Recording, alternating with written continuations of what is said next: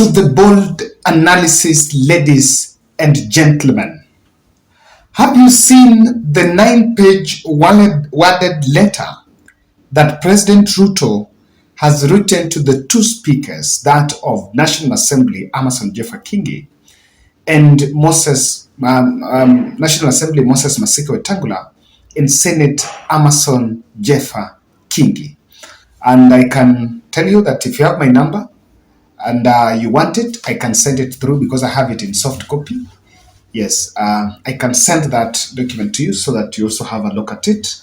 For those who have not, don't worry, I am here and I want us to look at the sections, or rather what is in that letter. Before you look at that, kindly, if you're new to this channel, subscribe to our channel, click the notification bell, and also like our video. I want to still continue saying thank you for those who support us from different parts of the world. I'm so grateful because we do this every day to inform the society. Looking at that page, it left me a worried man. And I am worried whether what made the BBI to be rejected will also be a sufficient ground for the courts to make sure that they throw away that amendment. But what is also good is that we've already set the tone and prepared the country psychologically that it's a constitutional moment. It's a moment to look at the Constitution. The framers of 2010 Constitution really got some very big omissions that I will also try to point out. But because I don't want to take much of your time, President Ruto wrote a 9-worded letter. The tone of that letter is a man himself is writing, and he has mentioned aspects that he has also mentioned there that in good spirit he had worked also in the executive and in the legislature as a member of parliament. And he's asking the two speakers to consider amendments on implementation of the 2/3 gender rule. What that rule says is 2/3 of members of parliament should not be from one, at least not more than 2/3 should be one gender. So in his proposal, he's suggesting additional 50 affirmative action affirmative action nomination in the National Assembly, so that we add 50, we do another nomination, but we nominate another 50 women to go to the National Assembly. This is a formula that has been derived from the last election in terms of how women performed. Then another 26 women to be nominated in the Senate so that we can achieve the 2/3 gender role. There have been 2 unsuccessful attempts, this in 2013 and 2017. And I remember before Maraga left, he had even given a court order and an instruction to President to fold Parliament because they had failed to pass the 2/3 gender rule. That is one aspect, number one, in that letter. Number 2 is President is asking the two speakers to consider amendments to entrench Constituency Development Fund, National Government Development Fund, Senate Oversight Fund, and the National Government Affirmative Action Fund to be entrenched in the Constitution. Now, this is an olive oil that is being extended to the members of Parliament because I think this year, Supreme Court gave a verdict that CDF kitty is unconstitutional, and I think it's in terms of separation of powers or something. So they said that kitty was unconstitutional, and MPs have been crying out that without that kitty, they use that CDF to, apart from accommodating campaign machineries at the constituency level, it also helps to for MPs to map out development in their different areas, especially, they've been building schools, classrooms in schools. I think they should also support hospitals, if you have not seen.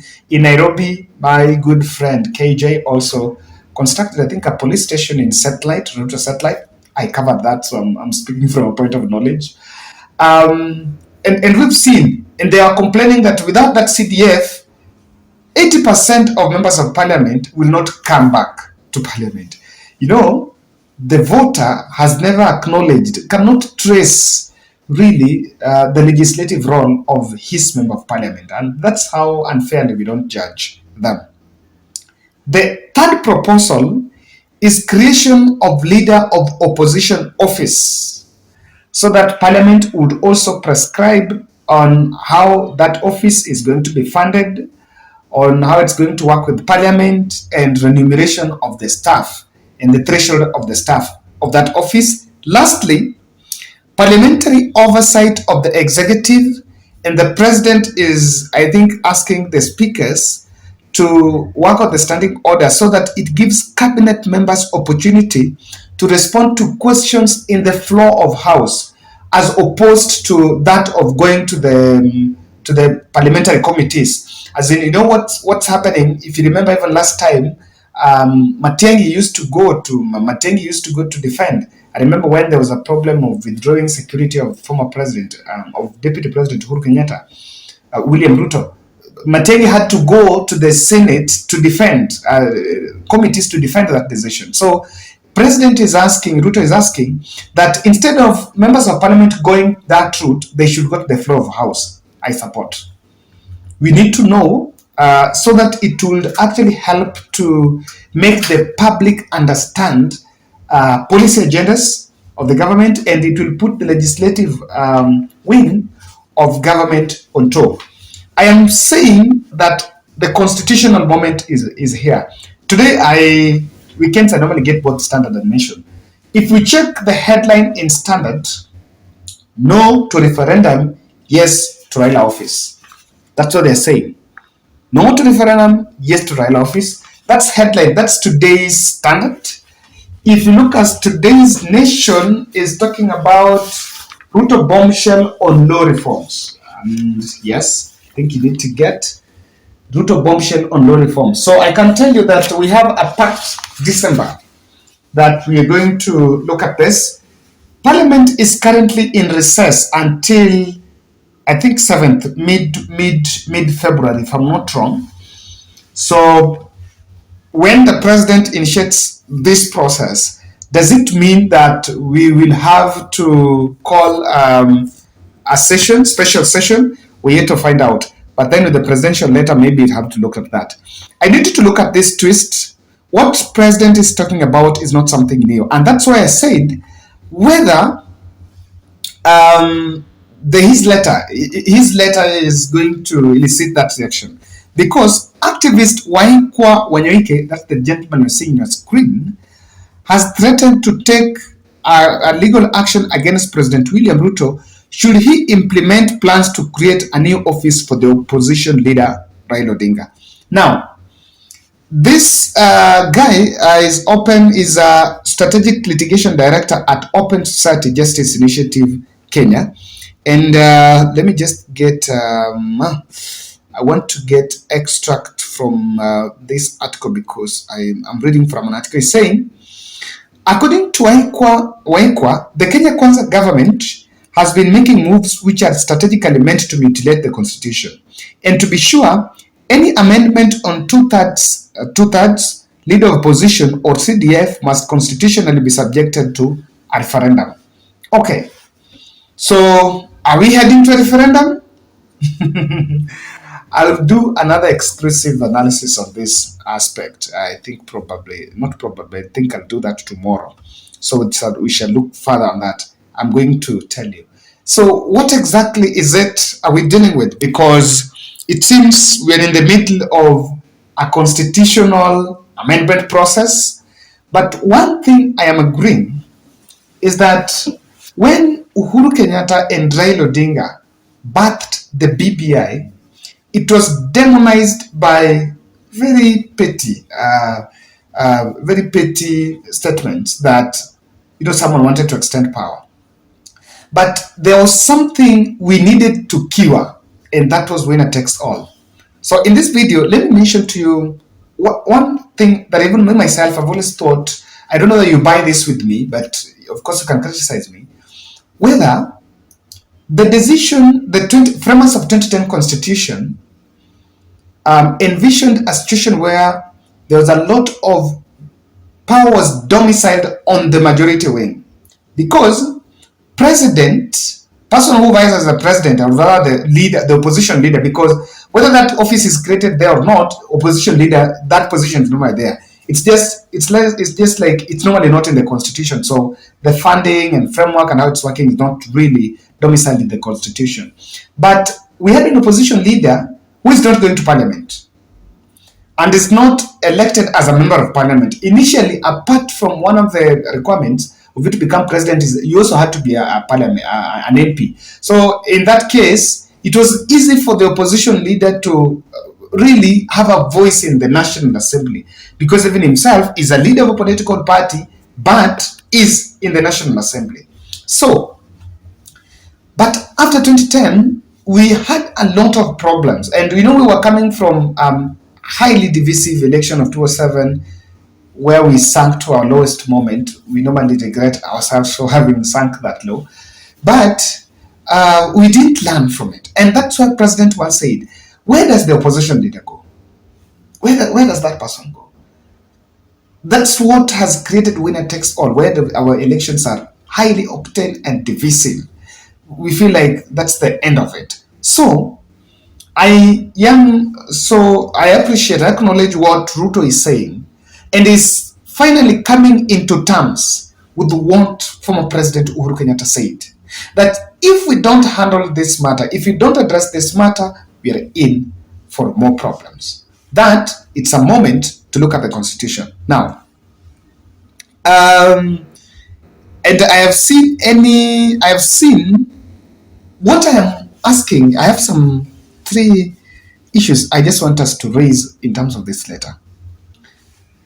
Now, the legal way, not the legal way, in law, the majority wing in the National Assembly prosecutes the legislative agenda of the executive.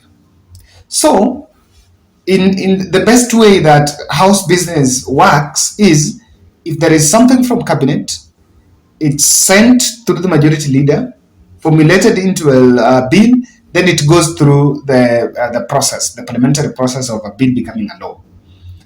It has either go maybe to the majority leader or so. So my question is this, and lawyers, people who have an idea can tell us, why do you think President William Ruto is acting as if he is now initiating the process? Or what is the legal process of president writing to the 2 speakers on this matter? Why has he bypassed the majority leader? Because if anything, even majority leader is from UDA. So not that speaker is from another place, or the eye of the executive is the majority leader. So you can tell us, there is a school of thought, or there is a criticism that President William Ruto would want to yield political capital from this process, and that is why that has been written. But I also want to counter it by accepting one thing, that unless the president accepts that bill, or rather that proposal, it can't sail through, because UDA has the majority. So if anything has to sail through parliament, it needs the president's blessing. But then, why are we making president's blessings public? Before this letter was written, what we were told was that president was giving input. So maybe we'll expect another input from the opposition wing through the speaker. So while, if it has to go through the parliamentary way, because through the parliamentary way, speaker doesn't initiate that process, if I'm not wrong. Speaker doesn't initiate it. The process must be initiated from the floor of House, which may be by the majority leader, who may take it to a House committee. Then if it is processed to a bill, then from the committee, it comes back to the floor of the House. That's my thinking. Do you agree with those who think that the executive leader might yield political capital. What's wrong with that? I don't think we have a problem with it.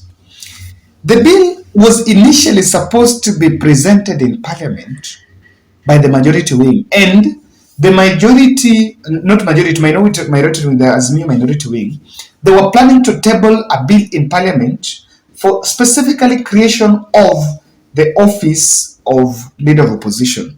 So whereas they were pushing on that, it was supposed to come through.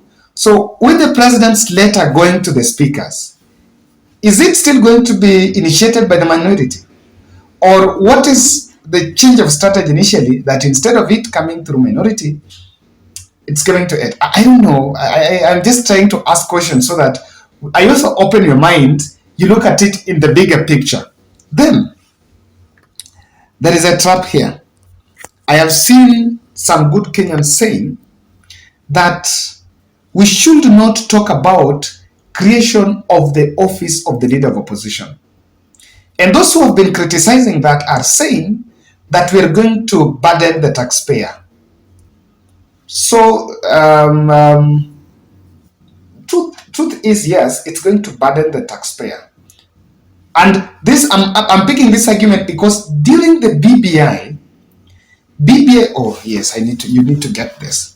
Those who opposed BBI told you the voter, that BBI is going to cost taxpayers money referendum, and apart from referendum, expansion of the executive is going to also tax the taxpayers the wage burden. It's going to be big. Now, from these amendments, all of them, kwanza compare between the leader of opposition and the other four,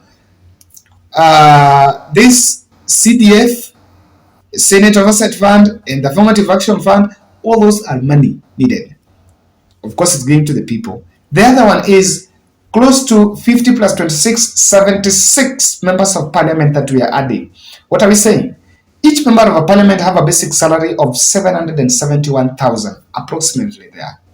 So, in terms of between office of leader of opposition and 76 more members of parliament that we are going to inject through this proposal, which one is going to tax the taxpayers' money? So the question of burden seems not to yield. It will not be a position to take this down. Ladies and gentlemen, that's my take. I don't know what your thoughts are. And of course, in my other subsequent analysis, I'll have to look at this tomorrow. Thank you.